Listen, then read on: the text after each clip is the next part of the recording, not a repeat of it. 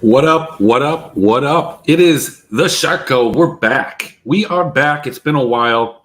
As the DFS slates kind of dry up, so does the content. It's never any fun talking about two-game slates because two-game slates suck. Don't let anybody tell you otherwise. Sure, it's all game theory. It doesn't matter who you think's going to win, who's going to win. It's just like play the combos, man. It's really a play the combos type of situation. Haven't had some really good contests. Look, some two-game slates are better than others. But man, it is exciting to have a 6-game slate. It sucks that the other day they went ahead and did a 2-game slate when they could have done 4. But now I kind of understand that they did that so it would pay out in time for people to put their money into the other 2-game slate and just collect that rake, I guess. But that would have been a banger of a 4-game slate.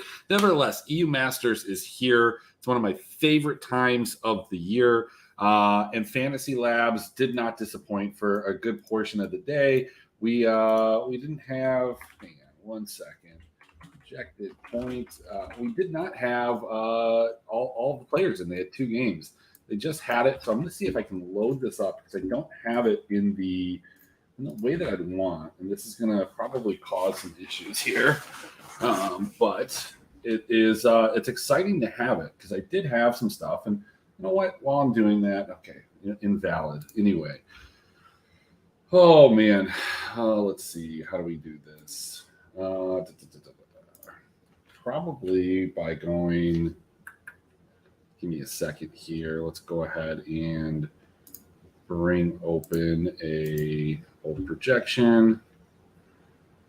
This works. I'm going to go through all of this. Let's see. Player name, projected points. Drop this. Probably should have figured this out prior to going live, but I didn't. And so here we are. Yeah, you do get your money faster, even if it's less, right? So let's go add this to stream. We're going to do this. Man, this is not the way I wanted to do this, but probably. Oh my God, I'm an idiot. Let's get this. Let's get this. This. So let's talk about some of these games. The first game is Mako, PG Nationals winners. They are going against Dusty. Dusty was the winner in the NLC. Both of these teams are relatively unexciting, in my opinion. I didn't watch a lot of Mako, so I actually can't say that because there are some things with Mako that are actually quite exciting. But with Dusty, I was just never super impressed. I think that they took advantage of kind of a weakened league. The NLC over the course of summer just wasn't as good. JDXL looked like they were going to be a great team. Holy shit, none of these people are found. Okay, let's see what we got. Okay, so we got that. That one's good. Show you what's going on here. Let's see what we're missing. So Jizuke, we can do that one. That's fine. So we got 5.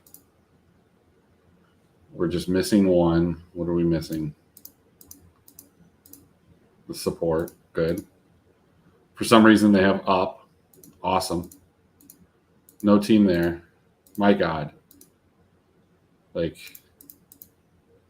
could these guys be any less competent? Yeah, I don't know. I don't know why anybody would pay money to this. What a shit product this is. Holy shit. Is it really that difficult to export like the player base? Like it's not that difficult. My God.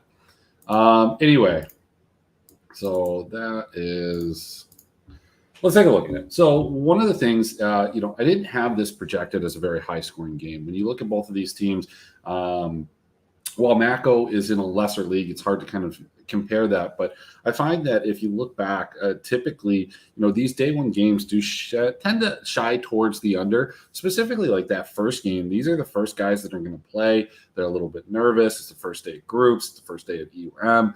Both of these guys were not playing teams. They've made it here. They haven't played in a while. So, look, I think it'll be on the lower scoring side of things. That might make it kind of interesting from a kind of ownership projection. When we look at these teams, too, like let's specifically go look at Dusty. And this is way too small for you guys. My bad. When you look at Dusty, like this wasn't a team, and this doesn't have playoffs and some other things, but this wasn't necessarily a team that like ran up the score on a lot of teams.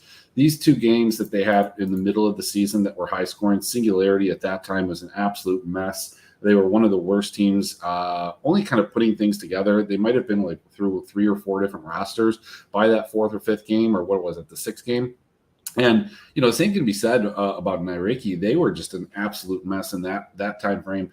And quite frankly, so was JDXL when they played them. So this Dusty team, just a little bit more on the conservative side of things. It is a good quality team. And when we take a look at the group that they're in, I think that they ended up with like one of the best possible groups that you could be in. As we take a look, where's Dusty? I think they're down here. So Dusty's in this group here with Slake, Game Ward, and Mako. So, Game Ward's by far going to be the favorite in that group to get out. I think that they're the best team. I think that their minus 145 line against Schlacky tomorrow is just a little bit disrespectful for how good they were. And we'll talk about that game in a bit. But, Dusty has a real opportunity to get out of this game. But, like, Mako should be one of the easier games for them. One of the most interesting parts about Mako, though, is kind of what they play. So as you look through this, specifically in the mid lane, and this is why I think that they have a chance to be maybe an upset tomorrow. I didn't necessarily think that as much until I started looking into it, but you can look. We've got Zillion, we've got Ivern, we've got Vel'Koz, we've got Ivern and Akshan. This is just a vastly different way of playing the game than a lot of teams are used to. The Ivern Renkar mixture seems like it would be absolutely disgusting. And I mean, look, some teams decided to try and even play it against them. Really off meta team. And I think, while I don't think it's going to catch Dusty by surprise, how much really good practice can you get playing against a team, that specializes in some of these kind of weird comps? You got a Fiddlesticks, Akshan, with a Poppy Senna, like they're doing different things. And that's what you do see as you get lower and lower into the ranks. On the other side of things, Dusty's a semi-straightforward kind of team, using a lot of assassin mid laners, so LeBlanc, Akali, Yone, Yasuo, nothing like altogether that crazy. Not a lot of control mage mid, but they are playing a fair amount of Seraphine and Aphelios. So not afraid to play against the Zeri. I think Dusty still takes this, but I don't have this as a necessarily high-scoring game, unless Mako wins. If Mako wins, I think that it's a much higher scoring on their end than it is for Dusty. So like that's a spot that I'm going to consider. Let's take a look at something here real quick as we go into the next game.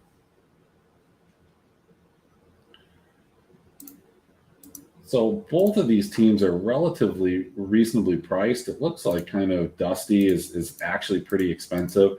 Doesn't really make me too interested in them. They're actually one of they're the second highest priced team right behind BDSA. BDSA is just an absolutely huge favorite. So that second game is the BDSA. Like this is a game I don't want to spend too much time on, but we've got BDSA versus, let's see, where's that game?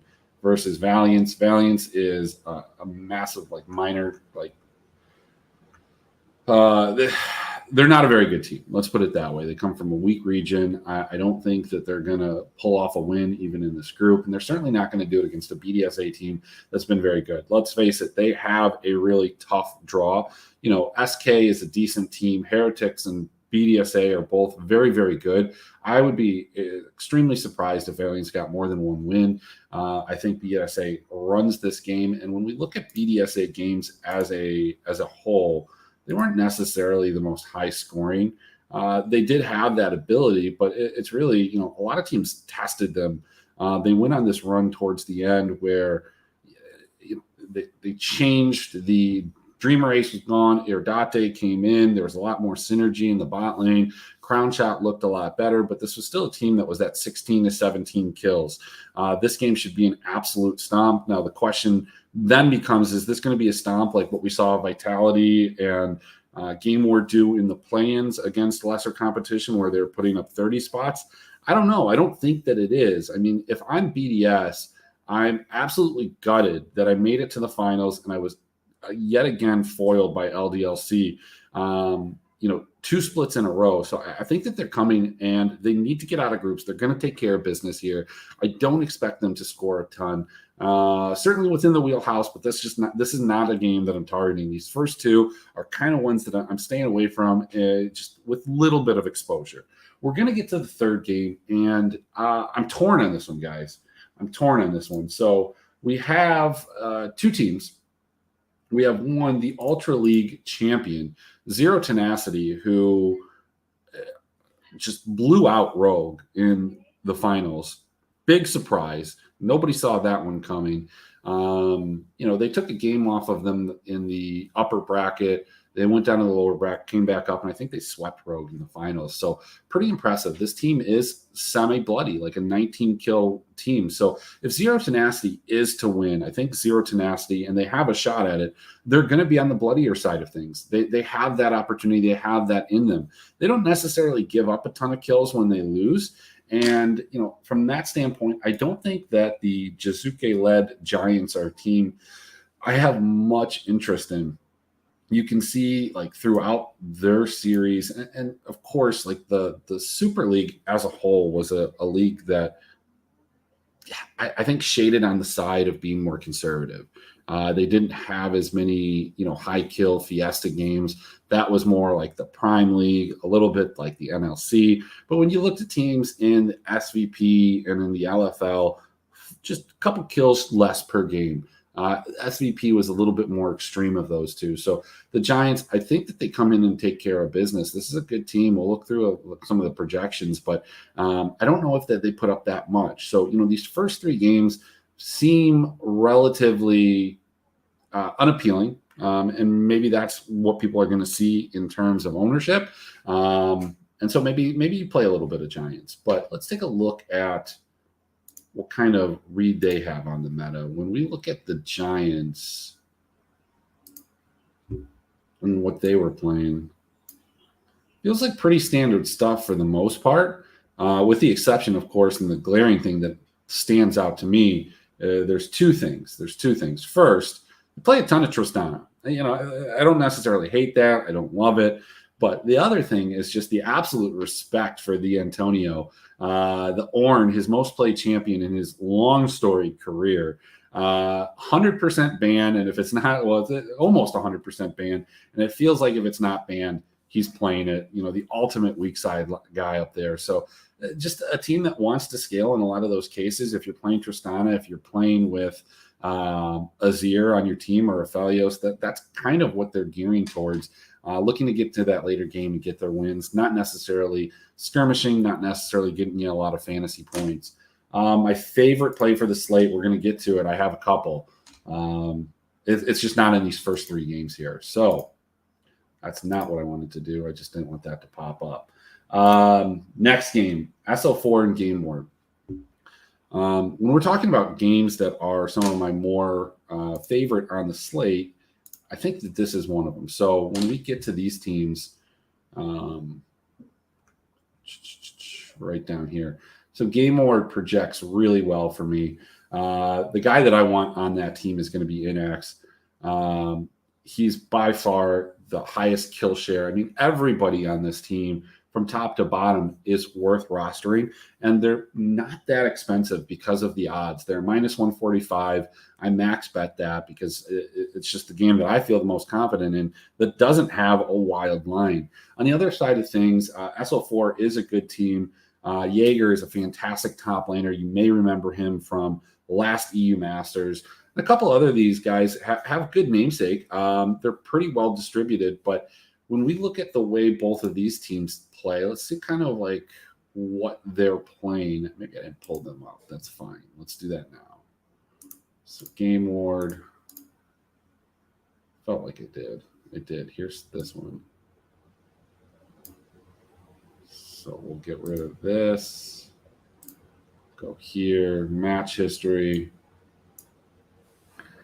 Pretty meta stuff. A little bit of Hecarim, but they're playing kind of the Ari, Akali, Lysandra, the Sivers area with a little Aphelios or Callista. Obviously, a lot of these, I shouldn't say obviously, but a lot of these games that we're looking at took place like a month ago. So 1 to 2 patches, 12.13, 12.14.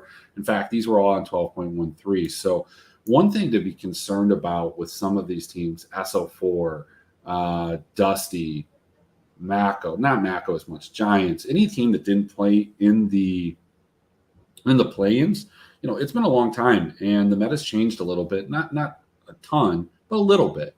Whereas Game Ward, we just got to see them play just recently. They ran through the play-ins. That's to be expected. The LFL teams that go there typically do. But they're playing similarly meta stuff still, even on these patches. You can see it's Ari. They're playing a little bit of Swain. Sivers area, a little bit of Callista with Yumi. Nothing crazy. I just think that this team has the opportunity to get a ton of kills in this matchup here. So let's go to the Prime League. The Prime League as a whole had a lot of these wild, like 37, 22, 20, like 40 and 50 point or 40 and 50 kill games. SL4 was not one of like the extremes, but they certainly had their fair share of it. 19 kills or deaths per loss, a 19.8 kills per win. A lot of those games going into the 20s, a lot of their losses exceeding the 20s. And when you look at the LFL, while they shaded a little bit less than the Prime League, Game Ward was a team that wasn't shy in getting kills. A couple of those 20 kill games. I kind of like this spot. Now, if you want to look at it the other way, and you don't think that Game Ward is going to take this game, or more or less that SL4 is in a good upset spot going up against an LFL team, probably going to have low ownership. I like it. Game Ward died quite a bit in their losses, and you saw it. SL4 was a team that got quite a few kills. So I think that's reflected in my projections, which you can find in the Discords, either in the Paid Orc Discord or in the Esports Department Discord. I haven't posted in both places. I have both of these teams scoring very, very well in a win. Let me go over here. Next. SK versus Heretics. It's another one of those situations, and I put this kind of in some cliff notes, that we have a team from the Prime League, and the Prime League, as I said, is probably the highest kill total of any of the major ERLs. Some of the minor ones certainly surpass it, but in terms of like the 4 majors, whereas SVP's on the other side of things. It's not that Heretics can't mix it up. It just depends on which one of these teams we're going to play to their game style. SK with a 19.4 kills per win, 20.6 deaths per loss. Granted, not a lot of death or not a lot of losses there. They sure had their problems with Wave, but the other ones were against UOL, against SL4, against Big, but really closed the season strong. SK did, made their way through the plains, but weren't necessarily the most bloody team there. So do I want to take a shot on this team? Maybe, but I don't think that they end up winning this. I don't think they end up winning this game. I think that this is one where we see Heretics kind of come in and just be a little bit more, assertive to their game style, which you can see is a little bit more conservative. Only a 16.4 kill per win. Even in their losses, 18.75. Not that they had a ton of them. So again, a little bit of hesitancy on these teams. When we look at what they've done in terms of how they play, I think that the interesting thing for me when I was looking through this earlier is just how many times people are banning, like nobody wants to play this. Nobody wants to play Jack Spector's Draven for some reason. I looked it up. He's not particularly great at it. Not bad either, but not like a specialist. Doesn't have a ton of career games played on it. So I don't know if he's just kind of running through it in scrims or what the case is. But yeah, I just thought that was pretty crazy. And it maybe just was that the Giants didn't want to play against it because, that's what you see here. And this is kind of more when it came into prevalence in 12.13 as opposed to earlier. So yeah, it's just something to think about. When you look at SK, nothing really out of the ordinary here as well. These weren't the games that I necessarily wanted to highlight in terms of it. I think this next one and the last one is the one that I'm the most excited about. It's Vitality against Unicorns of Love. So let's kind of take a look at how these teams play. First and foremost, you've got Vitality. Vitality, a lot of big names. Chizenda, Skeens, Diplex, Jessica, Jack Troll. All of these names should ring a bell, whether you've watched LEC, EUM, or any of the LFL, because look, these are some vets. This team rolled through the play-ins, no surprise there, and it had a pretty good regular season. They unfortunately fell short, as they always seem to within the summer or spring split, and that kind of carries over here into the ERLs. Now they get a really tough draw with their first game, and it's going to be against the Prime League champion representative UOL. If you remember back to spring, UOL played pretty well. Weren't able to really kind of accelerate and get past some of the bigger teams, and so I think they'll have some problems here. UOL is led by Ruby. He's their mid laner. This team went on an absolute roll right at the beginning of summer. They swapped out Reptile for Shigenari and basically rattled off almost a completely undefeated rest of the way through the playoffs, dropping just one game after that switch became fully official. Now, while Ruby has a very, very large champion pool, the one thing that, there's two champions that he's very, very good at. One is Azir, the other one is Victor, and we've all seen the way that Azir can take over games right now. Interesting enough, when Vitality was playing, they don't want to play against Azir. Apparently, they don't want to play Azir, but you can see that every single one of the games that they played in 12.15, Azir was banned on every single game. So I think you end up getting a Ruby performance. I mean, while his champion pool is deep, maybe he plays like a Victor. Maybe he plays something else. I don't know. You can see a Victor, a Vlad, a LeBlanc. We saw some of those and some missteps from him on his LeBlanc last EUM. So I don't know. I think that ban of Azir is something that's telling, and that's why I kind of give even more of an advantage to Vitality. I think Vitality is the better team in the first place. I would give Vitality the advantage, but that just kind of sealed it for me. And that's one of my favorite plays. I want to 4-stack Vitality. They're extremely inexpensive in comparison to a lot of these other teams that are on there, and I suspect that they're going to be pretty popular as a result. When we look at both of these teams and how that they perform throughout the season, Vitality was the premier high kill total good team in the LFL for me. 19, 20, 20, 19, 19. Now these totals right here were right at the launch of the durability patch, and if you remember, you look, there were these type of games: 6-12, 1-12, 12-6. There weren't a ton of high scoring games at that time, but even in a league that is a little bit lower on their kill per win, they were always able to stay right around that 20. And as the meta shifted, seeing that 19, 23, 25, they kind of ended the season on a little bit of a low end, 19, 18, and that 15. God, that one kills me because I remember betting on that one. But what I guess I'm saying is that they get a lot of kills in their win. That's what we like. They give up a lot of deaths when they lose. That's what we like. And if we go over to UOL, this is the same type of team. There were a couple of games where they were kind of conservative. They're 18.6, which is actually pretty low for the Prime League, but they were just that much better. Their losses were pretty significant when they did lose. Not a big sample size there, but I think Vitality comes in and takes care of business here. So let's go ahead and walk back through some of these. First and foremost, I think I want to adjust each one of these. Probably going to go, I'm just going to do a manual adjustment. 26.5, 28.5, 28.5, 27.3, 27. just as a visual, I don't think it really changes a lot, but I think I have them shaded a little bit lower. In a win, I think Mako ends up scoring a lot better than this, maybe even into the 30s. They're definitely a slate breaker. I don't think, or a potential of a slate breaker, but I don't think that happens enough that I need to adjust it any further than that. When we're looking at them, you do see that the kill shares are pretty evenly distributed. I don't think that their ADC gets involved as much as other ADCs. So maybe you get a small stack. And if I'm small stacking this team, I'm probably small stacking the mid jungle duo here, and then just trying to find another team that I can large stack with maybe a mid captain. Obviously, I'm not doing that with Dusty. Dusty does project to score a little bit or score well in a win, or a little bit better, not quite as well as some of the other teams.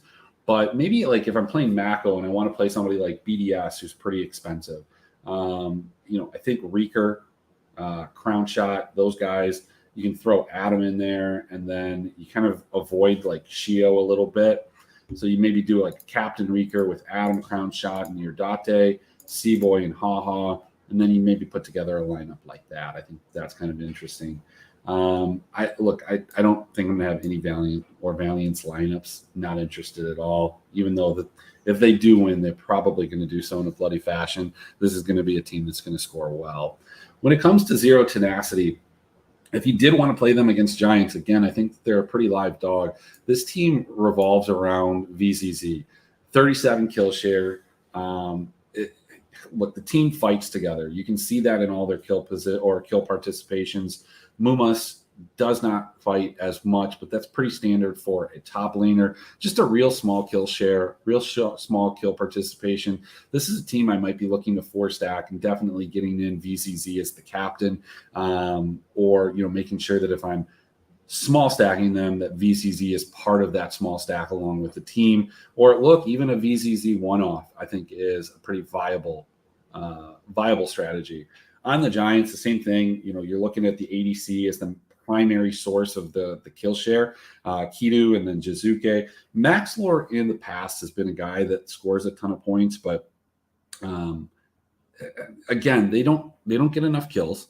You can see even in the way that like the CS per minute is on this team. I think these are the only two guys that are over 10 CS in a win per minute on any of the teams, and that's just because all of the resources are funneled to those guys. Obviously, the Antonio playing a lot of Ornn, playing weak side top lane, doesn't need some of those resources. Probably isn't a guy that you really want to put on any of your fantasy lineups. 11% kill share, 57% kill participation. I think you can kind of just go ahead and cross him out. Maybe if you are playing Giants, again, lower scoring team, you do a small stack with them. I wouldn't hate doing a small stack with like Zero Tenacity, except for that would be a game stack, and this is not the game that you want to game stack. Moving through it, Game Ward is a team that you can play every single one of the players. They have pretty consistent kill participation through. Nobody really stands out. Nobody's really, excelling or falling behind. The kill shares are pretty standard for what you would expect and what you see. Inax being the primary carry, Chocolate being like the next, and then Akabane definitely working into any type of like jungle captain lineups that you want to go with. I would imagine you might need to do that if you wanted to put them with like BDS. Let's even see. Can I do that? Just give me a second here. Well, I wouldn't want to play Shio, so maybe I would do something like, jeez, can you do it?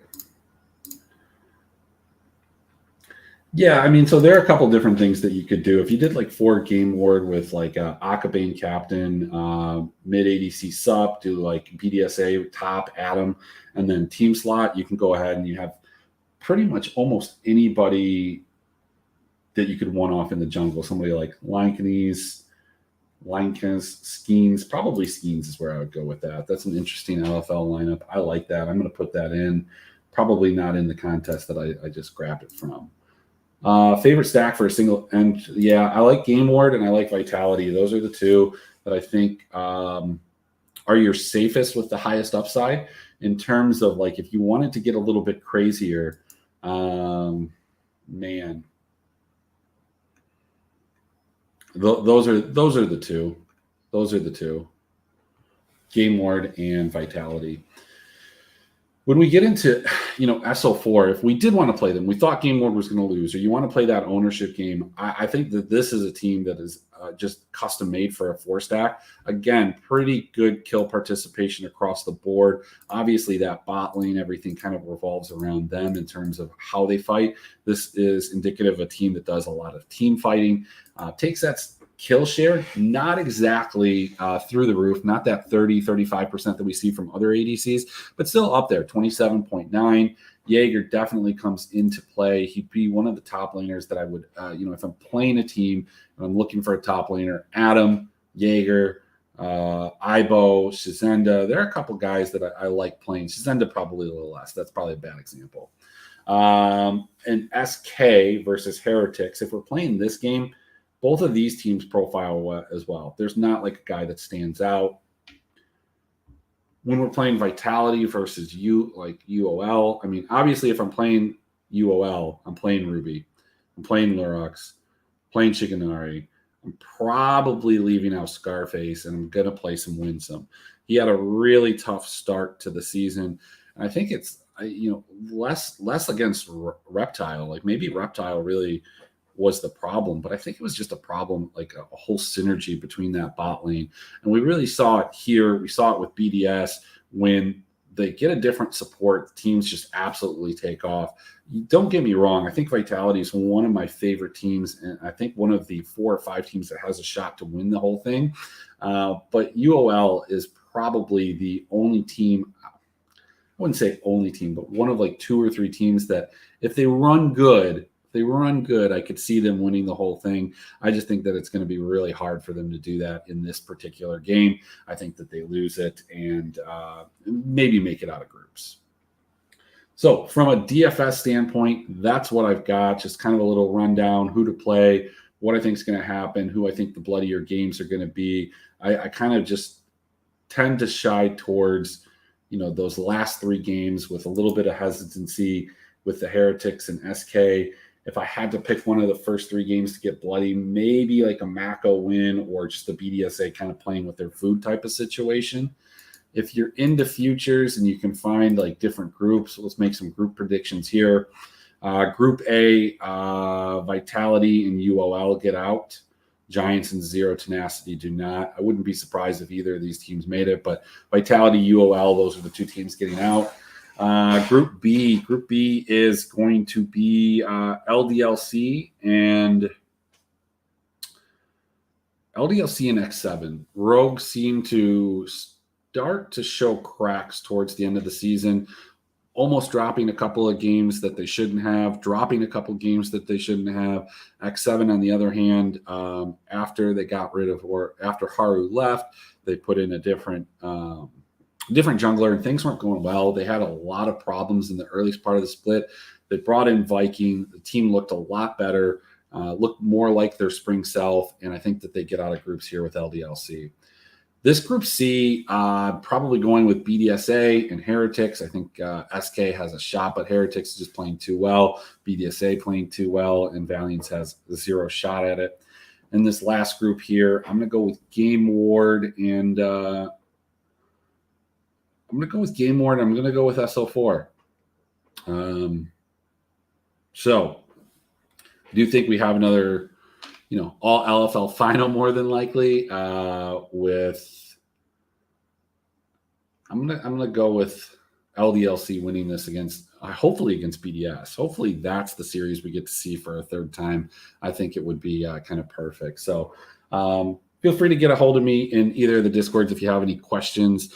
Sorry this one was so late. We're going to try and be a little bit earlier tomorrow, but no promises there. Maybe a little more put together, a little bit more polished. It's been a little while. I'm a little rusty. We're doing it solo.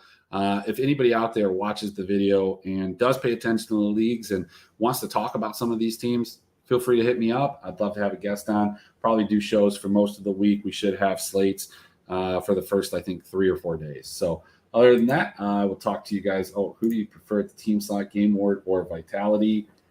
It's a great question. Whichever one fits. I don't think that I think they both are pretty much the same. Whichever one fits. Whatever fits with the rest of your lineup. I wouldn't go out of my way to put one in. I guess what I'm saying. So take it from there.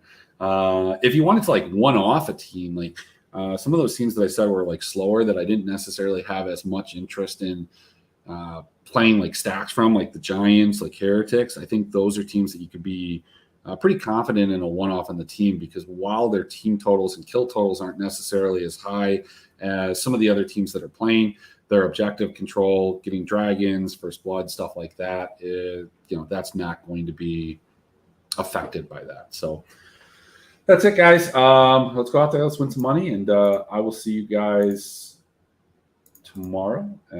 So I'll talk to you later.